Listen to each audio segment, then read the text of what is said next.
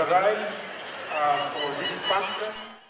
The grand plans laid out in Vision 2040 have attracted reactions from different sections of the public. It's just intended to weak Ugandans, just maybe to put some hope in them. If you have failed for the last 27 years, what do you expect to perform in the next 30 years? Of course, Uganda will not be retarding in terms of development, but it will be prospering in terms of development. So we don't expect that there will be a retard in terms of development. What order of prosperity for all, Bonabagagaware, nothing came out. We are saying this is another painkiller. They are telling us, please have some painkillers, sleep 13 years as more money is being taken. Vision 2040 outlines strategies for transforming Uganda from a peasant and low-income country to a middle-income one in the next 30 years. A political analyst who has read the vision and is familiar with the entire program has this to say. It is good. It is good for any developing country. Will they be able to put all these promises in place? Because when you look, when we still have this figure of almost 60% people living under poverty line, in fact, they should even tell us how are they going to implement these programs when we still have these problems at hand. Chihumuro further adds that the government should deal with more crippling issues in order to ensure the country benefits from Vision 2040.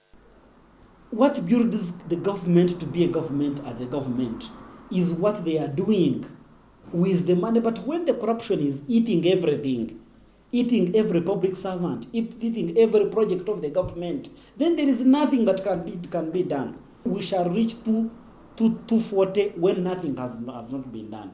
And unless we fight corruption, there is nothing else. Only government should work on corruption. But some opposition leaders argue that many similar development programs have been launched in Uganda with little impact to the ordinary person. We have seen monies being raised by the taxpayers of this country.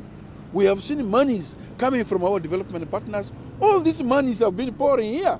But what have we achieved out of their use?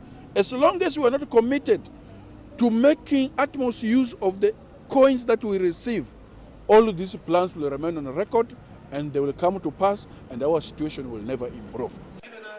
Other lawmakers describe the vision as a duplication of the already existing programs. We have dead institutions. You cannot attain an achievement when you have institutions that are not functioning.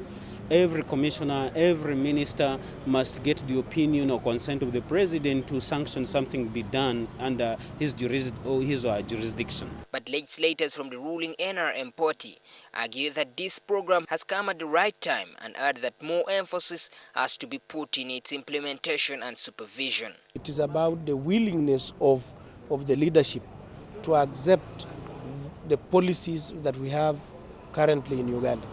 If you don't have a willing leadership, of course, then you will not have development. It's not about the document itself, but it is about the individuals in those offices who will make this country prosper into the levels that are desired. Government hopes that when Vision 2040 plan is implemented, it will make the country achieve middle-income status and push the per capita income from $560 to $9,500 over the next 30 years. This implies that on average, every Ugandan would earn $560, about 1,428,000 Uganda shillings, a figure which the National Planning Authority officials believe will reduce the percentage of Ugandans living below the poverty line from 24.5% to 5% in 2040.